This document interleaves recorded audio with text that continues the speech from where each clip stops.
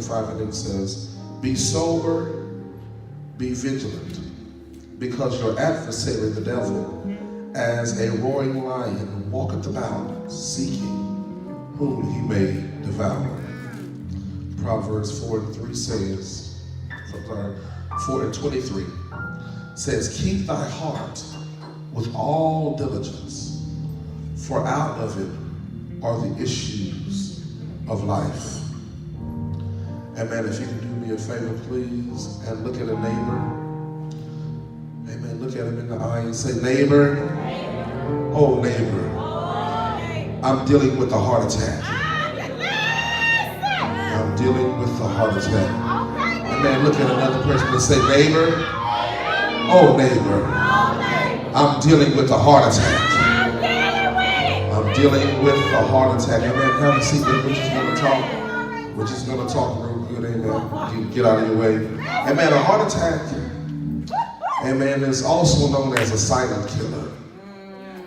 It has been known to be one of the top 5 causes of death.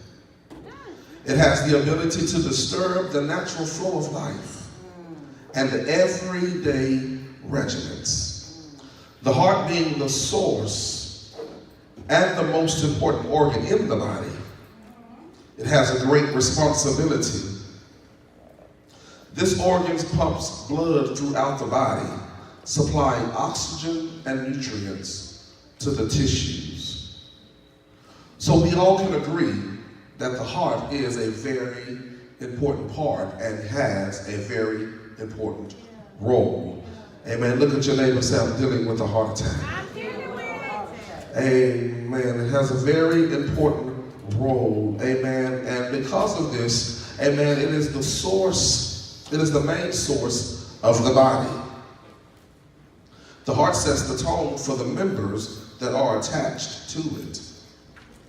A weak heart has a weak flow, making it hard for the limbs of the body to have good circulation and clear instructions.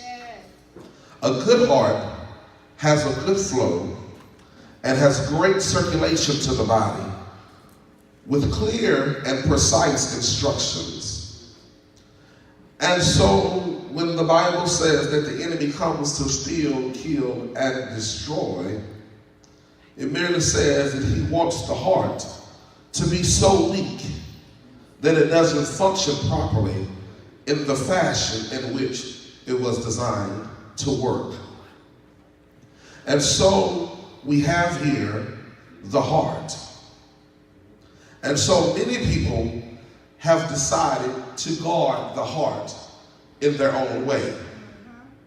Many people have decided that they're going to guard the heart by not dating anymore. They decided to guard the heart by not loving anymore. They decided to guard the heart by putting up walls. They decided to guard the heart by isolating themselves. They have decided to guard the heart by any means necessary to keep the heart from hurting, because they understand that their heart is under attack. If truth be told, if we can be honest with one another, we can all say that we have dealt with an attack of the heart. Because you dated Boo and you thought Boo was going to be the one. He popped the question, put a ring on your finger, and 3 months later he decided to walk away. Amen. Your heart was under attack. There are times when you decided that you were going to join a ministry. And once you join this ministry, you begin to grow. And as you begin to grow, someone hurt your feelings in the church. And so now you no longer want to go to church because your heart was under attack. And so there comes times when you decide whether or not you're going to allow the attack to take you under, or if you're going to fight back against the attack of the heart. Because truth be told, a lot of times we don't understand that the enemy is not after us, he's after our heart. The enemy is not after you and your friends, but he's after your heart. He understands where the source lies. He understands where the thinking ability holds. He knows that if he can attack the heart, the members that are attached to the body will not function properly. So what are you saying? If I get you sick enough, your hands won't be able to lift. If I make you tired enough, your legs can't praise. If I attack the heart long enough, your mouth won't open up and declare. So I attack the heart. I attack the source of all things, because the heart pumps the blood through the body. It gives it instructions, tells it how much oxygen it needs, and tells it how much nutrients it has to have in order for the organs to function properly. And so the heart is under attack. Tell your neighbor, I'm dealing with a heart attack. I'm dealing with a heart attack. Truth be told, I felt like I've had several heart attacks in my life. I felt like I've had several times when I can just roll up in the bed and not wake up in the morning because of the attack that was up against me.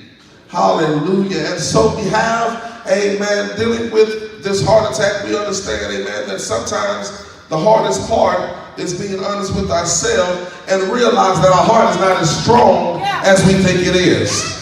Amen. Truth be told, the last thing that came against us, amen, almost took us under. So now that we're dealing with another attack of the heart, amen, it's hard for us to focus because we're still trying to deal with the blow from the last season. Be honest with yourself and say, sometimes I can't handle 2 attacks back to back. I can't handle another attack after getting myself together from this attack, and I'm still holding on to the word of God, but I've been attacked already, and it seems like my heart is getting attacked again. I can't take 2 back to back. I can't take. Let's be honest. Let's be honest with God. And sometimes we tell God that we can't handle another one because we're still dealing with the effects from the last. Hallelujah. Because if you want to be truthful, there are times when you're trying to build up the part that was torn down from the last attack.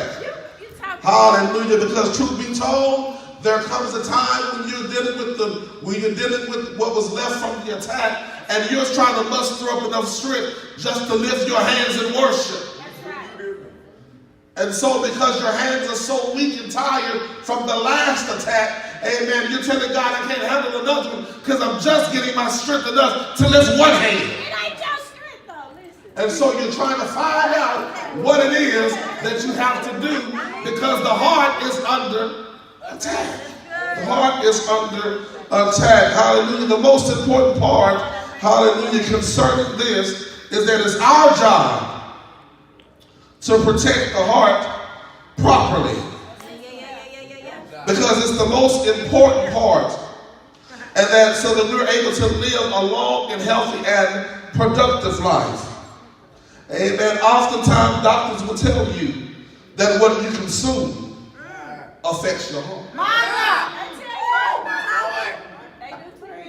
And so the doctors will tell you, when you say I've been having issues, I've been having chest pains, my arm has been doing, and it sounds like you have symptoms of a heart attack. And so the doctors, the first thing they're going to ask you is, what has been your regimen? What have you been consuming? What have you decided to put in the body that's working against the body? What did you look at face to face and decided that it looked better that you didn't care about the effects of what it could do to the body?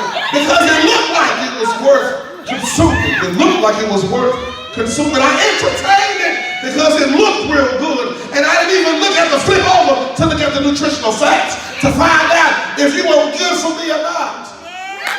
And so I entered a relationship without looking at the nutritional facts. I entered a relationship and didn't flip it over to find out how much protein you can offer me. I didn't look at it to see how much sodium you really can. I didn't look at it. Come on here. And so I didn't know. And so I decided to consume what it looked. And so because I need to know what it is that I have to fight against. And because I don't know, I am immature in my thinking. Prime example, let me show you something. Teacher, can I use your kids real quick? Come here, sweet sugar. Come here, son. Real quick. Lord have mercy, this is good. This y'all lucky that you can grab me something off the table. Grab me something off the table. All the ones you get, grab me something off the table. Yeah, let me want you to get it. Go. Okay. Okay. Thank you, sir. Thank you, ma'am. I go have a seat. Okay. Thank y'all so much for participating. Can the Masons come grab something off the table real quick, please? Can the Masons come grab?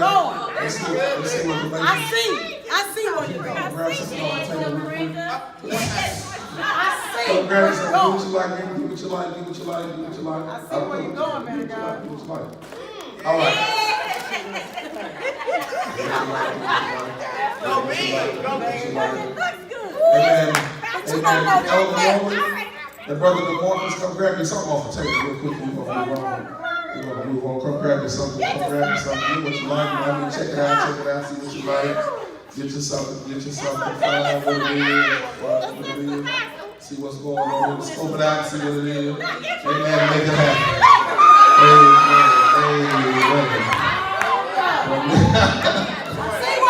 Listen.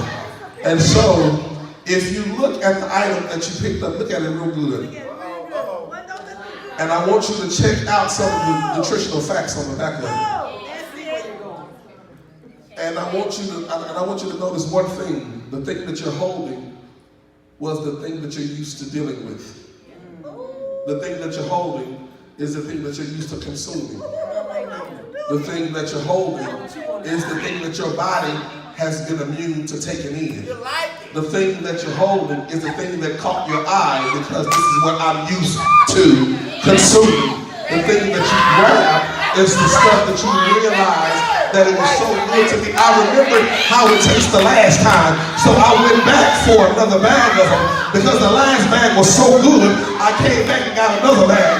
I understand that the last thing I had was really delicious, and I may not have had this particular item, but I do remember that I had something similar to this, and I remember how good it was to me. So I decided, as looking at the options, I decided to go with what I was craving. I want some more of what I had the last time because I remember how it made me feel. I remember how it made me feel. I remember okay. And so, because of it, I'm reaching out to what I long for. Please. And so, I got two options. You got two options. I can go for something that I don't normally consume and just try and see what happens, or go back to the familiar. And so, many times, what happens with the heart attack is because we consume too much of the wrong thing, and we're wondering why the body isn't performing at 100%. We're wondering why the feet are swelling. We're wondering why the shortness of breath. We're wondering why we're having to take pills for diabetes and high blood pressure. What are you consuming? What are you consuming? Let's flip that. We're wondering why is it that I can't find a good man? We're wondering why is it I can't find a good woman? What are you reaching for? And so you're reaching for another bag of Pringles. You're reaching for another Devil snack, but you say I want a healthy relationship. Reach for something healthy. But you keep reaching for what you like. But if you realize, if you love yourself enough, you'll reach for something different so that your body can perform differently. I need you to reach for the things that will give you better performance in the body. And so we don't reach for those things that are normal because those are the things that's quoted good for you. But a lot of times the things that are good for you don't always taste good. And so as immature Christians, we run our life off of our taste buds. My God, praise. And so your taste buds will lie to you because you can eat the same burger 2 days straight and it tastes different both times. That's right. They go sweet. What am I saying? Your taste buds will lie to you. That's right. Because I've never seen so many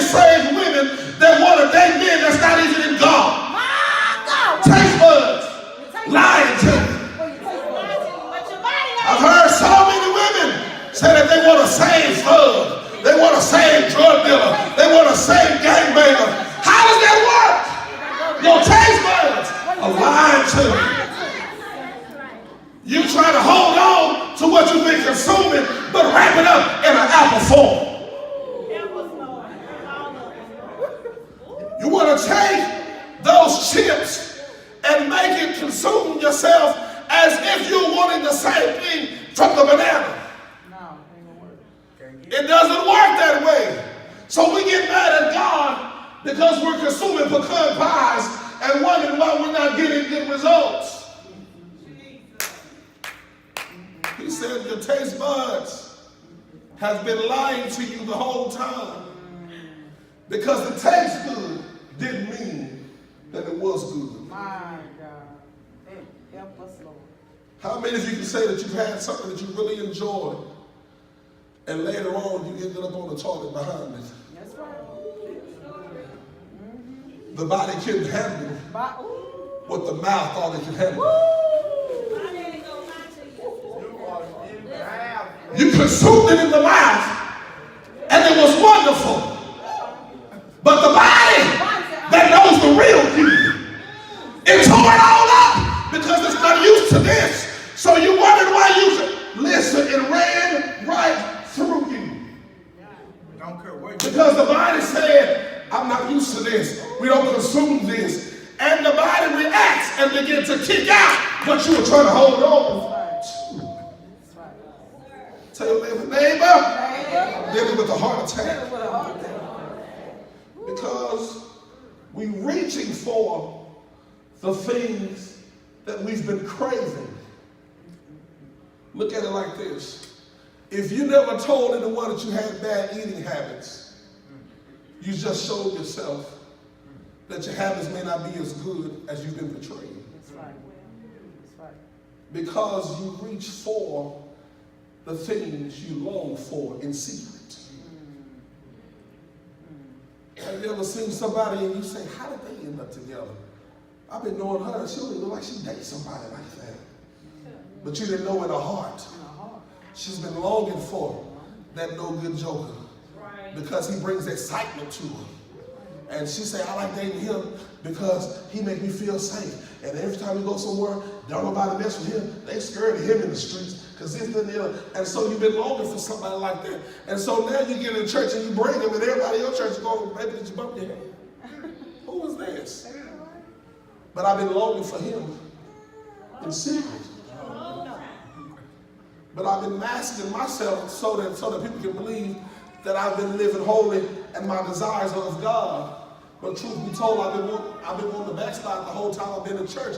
But I don't have the power. I don't have the strength to backslide. So I attach to something that's backwards. And I entertain that. Then I come back from church and say, okay, I'm going to make sure I look good. Because I desire it in secret. So I just go back and grab it at times.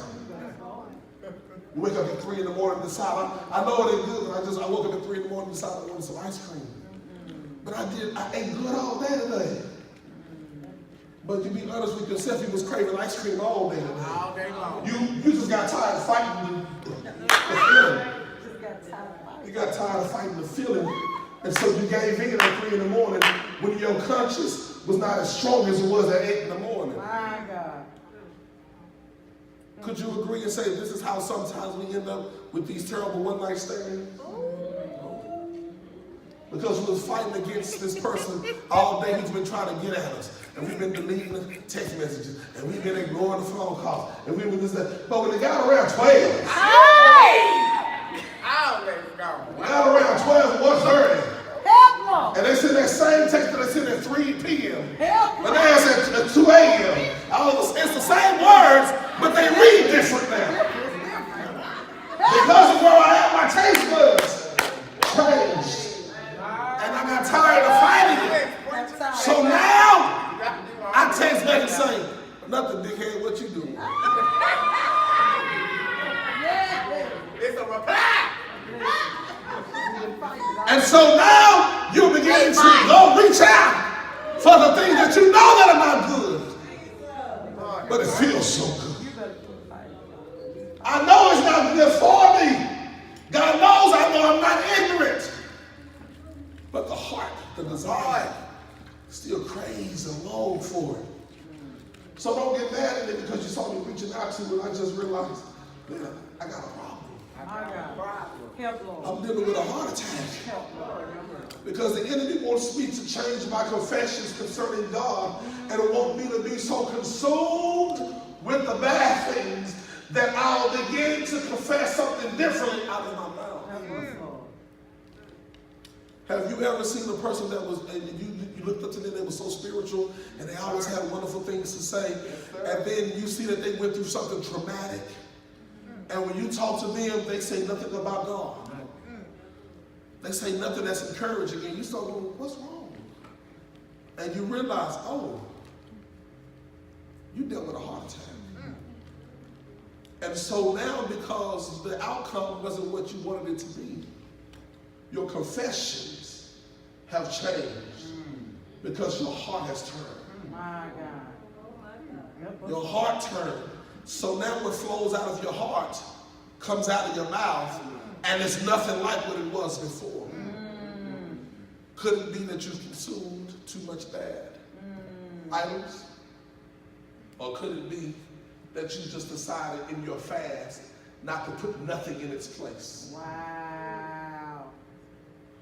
It's bad to fast.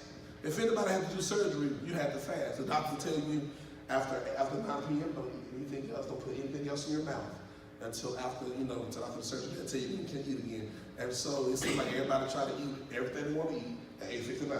Okay, cool. And so you eat your real big meal at 8:59. You said at 9 o'clock I can't eat this. And so you eat a real big meal at 8:59 because you try to follow the instructions. And so you go through the rest of the day not eating anything, right?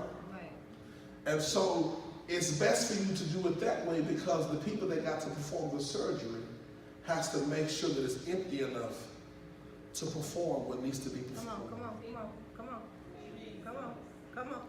And so there are times when you have to pull back from the desires that you've been craving and pulling, so that if you want God to work on the heart, it's empty enough for God to perform the surgery. Because if you're too full of yourself and you go under the knife, you have the ability to die, and you can choke on the last thing you consume and die on the surgery table. Because of what you consumed past the time frame that you were told not to touch nothing else. Oh my God. The Lord says, I gave you an opportunity. I understand you had bad cravings. I understand your heart was lying to you. I understand that your taste buds were deceiving you. But as of today, the Lord says, I need you to stop. And you say, well, God, I just. He says, listen, you have a surgery scheduled and you can't eat another bite. You can't touch another thing concerning it. And so he said, God, I'm gonna do my best, but it's just one less bag of chips, I promise you, not gonna. And the Lord said, no, because if I take you under, you will go under. Oh my God. And there are times when we try to outsmart God, and it will never work. Because the person that's gonna be affected the most is you. And so when he says cut it off, guess what you have to do? Cut it off. Listen, I remember I was praying and I was talking to God real good. And I was like, and the Lord had told me not to reply to someone, right? And it wasn't that kind of reply, but he just told me not to use my phone for about an hour. So I said, okay. And so one of my clients had texted me like 3 times about some hair. So I decided, let me go and text. So I text and replied back and kept pushing. And so I started to pray. And I was like, something right. So I, you do research and say, Lord, if there's anything I've done, I don't know what it is, but something just feels a little off. And so when I got through praying, the Lord said, you didn't pray for the right thing. I said, what do you mean? He said, you're praying that if I've seen this, that, and the other. He said, no. He said, you need to repent for being disobedient. Wow. He said, this is the problem that saints have. They say, God, whatever I've done, forgive me for it. He said, no, call it out. What you've done. And so when I said, God, forgive me for being disobedient, for replying back when you told me to give you that hour and I didn't, forgive me. And God says, now we can talk. Now we can talk. And this is what I'm telling you. You have to be honest with yourself to say, God, I still crave fast food. It makes a difference now. I still crave fast food. And I know what you told me not to touch, but I'm still long for it. Help me with this right here. I know what I'm not supposed to do, but I've been fighting this thing a long time, but it still calls me from time to time, and I hear it calling, and so every now and then I reach back for it, and I know it's not right, so I don't have to pray. I don't have to say, Lord, if I've done, I'm going to tell you what I've done. So that you can help cure the craving. Look at a neighbor and say, neighbor, I'm dealing with a heart attack. I'm dealing with a heart attack. Last thing I'm going to get out of your way. I don't want to bore anybody. Listen, they say, the doctors will tell you that you must consume things like whole grain, avocados, walnuts, tomatoes, broccoli, oranges, spinach, just to name a few. But these are the things that will help you with a healthy heart. They tell you consuming too much fast food, margarine, sodas, processed meats, candies, sugary cereals. All these things are bad for the heart.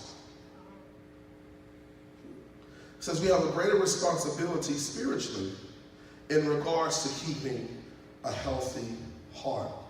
The scripture says, keep your heart with all diligence, for out of it are the issues of life.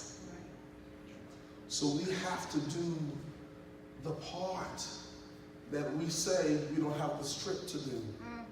If the scripture says we have to guard it, that means we have the power to guard it. But the enemy wants you to believe that you don't have enough power to fight against him because he still wants to be known as the lion.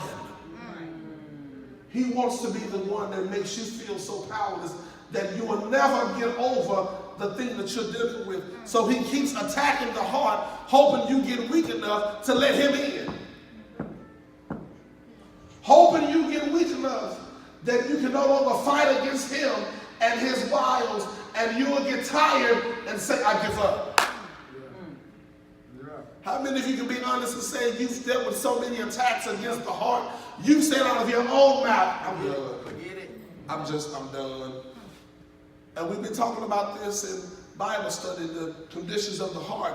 And we talked about when it gets to the place where you have numbness, you feel hopeless, and you feel like things are never going to work out. And sometimes you got to ask yourself, though I've been dealing with this attack, what have I been consuming to fight back with? Some of us deal with the attack and just try to deal with the effects of it. But no one tries to counteract to build yourself up to fight against what's coming against you. If you ever tried to lift weights, don't go in there if you never did it. Try to lift 200 pounds. You're going to kill yourself and your neighbor that's spotting you. Because you haven't built up enough strength to carry that kind of weight. And so, if you're a person that's trying to fight, you have to fight on the level of strength that you know you have. Not on the level of strength that you believe that you have. Because sometimes you can fool yourself and go into a camp and get stripped naked and run out. Because like the pastor said all the time, demons are real, they don't play. So if you don't believe it, stick with the level of strength you know you have in order to fight, because you don't want to embarrass yourself and your God. And so this is one thing that I've noticed, that a lot of times we as Christians, as much as we say we love God and how long we've been on the road, we make some very immature decisions. Yes, sir. Yes, sir. Very immature decisions. Because a lot of times, when you look at things, I'm going to go back to my table, a lot of times you look at things, and the majority of the time when you see things like this, you already know who's going to run to these. Children. because they don't have any kind of moral compass concerning nutritional value right now. They're too young. So they're going to eat what's good because you expect it. But why is it that you've been on the battlefield and you've been loving God for all these years and you have a relationship and you're still going to this train? And you know that it's short-lived. You know it's not going to last long. But you still keep reaching for this train. And you've been living for God 10 years. You should have grown past this and your taste should be totally different. That when you see things like this, you go, oh, no, that's too sweet. Because I remember when I was a kid, how much I ate it. When I was a kid, I loved the little peanut things covered in sugar, the little gummy thingies. But when I got to a certain age, I tried to eat some, I couldn't take it. Because I realized that my palate had changed. I had matured in some areas. And this is the same thing we have to do as Christians. Why is it that we don't decide within ourselves, let me reach for some things that I don't normally consume, but because I know how they can help me, let me reach out to that. So we expect young ones to go for the sweet nothings, because that's what they are. Yep. But we don't expect the grown-ups to go for the sweet nothings because we feel like we should be older than that. Why are you still falling for the same line? Baby, I love you. And you just give your whole check away. Why are we still here 5 years later? We should have grown past that. The Lord is saying there are certain things by now you should be maturing. There should be certain things by now you should be consuming. There are certain things by now should make you sick to your stomach if you try it again. That's right. While we're still in this place and we've been living for God this long. We have to be honest and be honest with ourselves and say that I've been dealing with heart attacks, but I've only been dealing with it in the sense of trying to keep myself from going under. But I never took time to sit still to consume the things that the body needs to fight back properly so that I can make sure that I have enough strength to fight back. And so I'm going to leave you with this. The one thing that we need to make sure that we do, and that is become stronger in God. Because the attacks won't stop. Right. And so if you believe they're going to stop, you're sadly mistaken.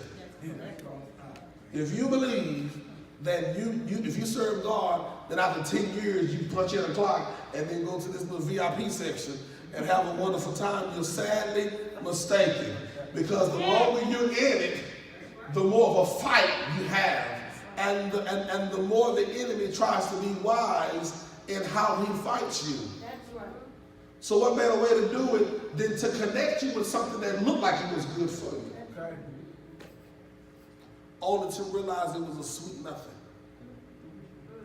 What better way to fool somebody than to tell them all your wonderfulness? Oh, Maya, I'm going to tell you something. I can do this for you. I can do that for you. I can make your world square.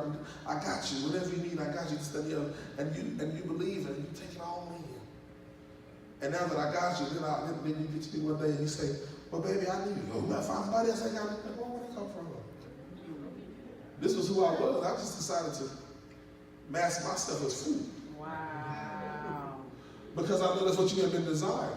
Wow. I know you wanted fruit. I know you wanted fruit.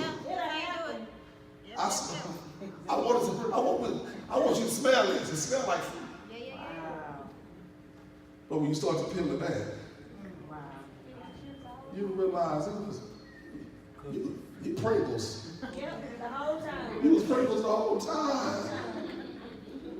But because the enemy knows what you desire, he tries to make sure that you never reach the place that you're trying to reach. Wow. So he constantly keeps attacking the heart because he knows that if you hide word in your heart, when it's time to fight, all you can give out is word. Wow. Because when you push you say what you want to say, push somebody against the wall long enough, and they may not say a word, But you push them one last time too hard, what's in their heart is going to come out. That's what's gonna come out. You better believe it. What's in the heart? So you can be a Hollywood Shondo preacher, laying hands, running revivals, crusades. Get pushed hard enough, and the people around you start hearing you cuss. They're going to be like, what happened? I can't even, yeah, Bishop been doing it. That ain't nothing new. You just kept pushing him, and he lost control. And so what came out was what was already in there. My God. What am I saying? There are times in your life when you're dealing with certain things, and you can try to act like you got it all together. But get pushed hard enough. I promise you, what's inside of your heart is going to come out. Whether it's good or bad, it's coming out. It's coming out. And don't do this whole, y'all forgive me. I'm just, no, it's okay. It's there. It's what it is. And so we have to be mindful of these things. And so we're standing all over the building. Hallelujah. Amen. We're standing all over the building because we're searching our hearts and saying, God, have I been honest with myself? Have I really been consuming the things I need to consume? Have I really been proactive in trying to protect my heart? Or have we been in a place in our life where we've gotten so tired of fighting that we just allow whatever to happen, happen? We just allow the enemy to come in and wreak havoc in our life. Don't even fight back anymore because we're still dealing with the last heart attack. The sad thing is to have someone that's powerful but weary. To have a person full of power but weary in fighting. To have that kind of power in a person and you're running to them for help because you know the power they hold. That's good. But then you get to them and realize they're dealing with a heart attack too. And so now you have to look within yourself to see what's in here. And let me tell you something. The reason I realize the reason why a lot of times people run to other people for strength is because they know themselves they've been consuming too much fast food. And so I want to rest on the one that I've been seeing eat good.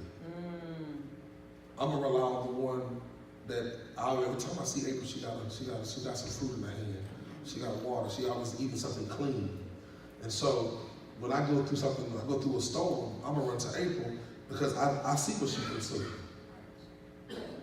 And April will come to me and say, well, why don't you can't pray?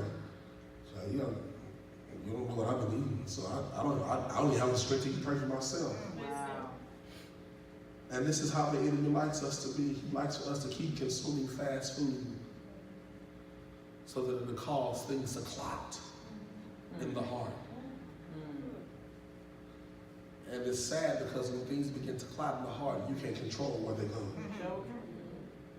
What am I saying? You can allow the enemy to get into your heart, into your life, and you can no longer control what he do in your life.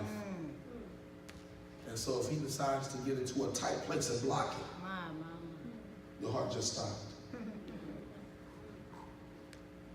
And truth be told, you can get mad at everybody else. But God left you in charge of your heart.